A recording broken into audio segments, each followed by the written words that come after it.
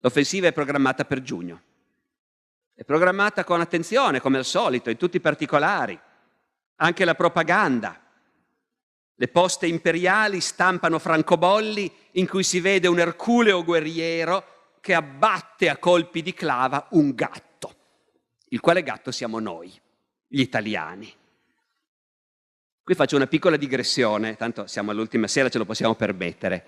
Perché gli italiani sono accostati ai gatti? Ebbene, esiste un soprannome insultante che gli austriaci davano agli italiani.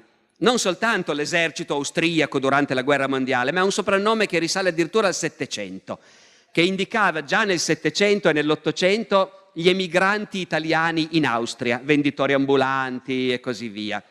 Questo soprannome era Katzelmacher, dove Katzelmacher alla lettera vorrebbe dire fabbricante di gatti.